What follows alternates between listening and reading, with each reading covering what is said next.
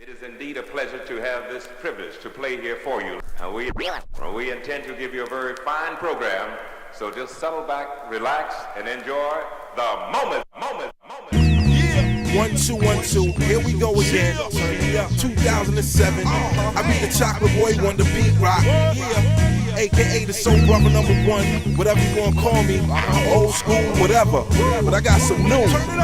As I introduce to you, New York's finest.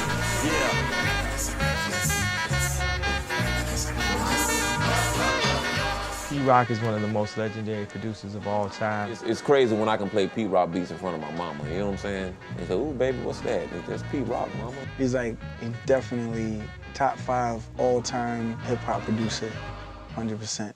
P-Rock. What do you want me to say? He was the man. To me, still is the man. We have certain people that we feel fit into the stable of good producers that we admire for their work of being original. From Rick Rubin to Large Professor to Marley Marl, you got P-Rock in that same fold. There's certain people who are, a little bit more than just an influence. There's people that you really look to like idols.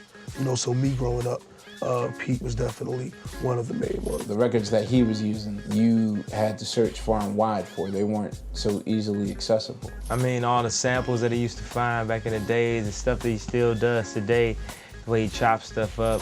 He's inspired so many people. He's inspired me. My favorite Pete Rock song is definitely Reminisce. It just was classic. In the spring of '92, and they debuted the joint on Yo MTV Raps. And I never forget it. I ain't been right since. When it first come on, it demands the attention. And then it instantly take you back to that time and era. Looking at that album cover of the second album, on the back of the main ingredient, you're just sitting there trying to pick out and identify what you can.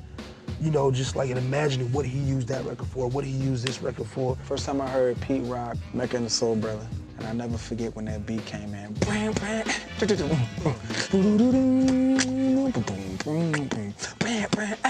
Pete Rock was one of the first people to go out there and explore something other than the James Brown sample and bring it to the table, and it's like, wow, where did he get that from? How do I know a Pete Rock beat when I hear one?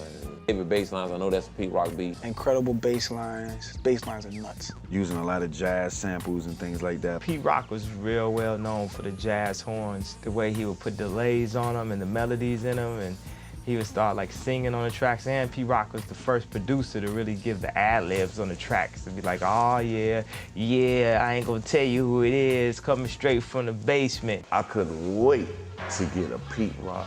I couldn't call it a remix because it was better than the original song. Pete Rock really invented the remix, I think. Another Pete Rock remix. We started off like that. House of Pain, Jump Around remix. The illest Pete Rock remix. Public Enemy, Shut 'Em Down remix. Shut 'Em Down remix. Shut 'Em Down, the greatest remix of all time. That man was incredible. I think if you want to remix a song, you change the beat, you change everything. You just don't take a song and just put different rappers on it. You change everything about it. He had that record, it was just record after record after record. It was just undeniable. He's essentially one of the pioneers of producer-driven hip-hop. I only aspire to affect the masses the way he has. That's how you know that you're a legend, because you could come out at any time. Doesn't matter, age is not a factor when you are a genius. The game is in need of some real, honest music. We just need to feel that soul once more, man. It's time for P-Rock to drop something new.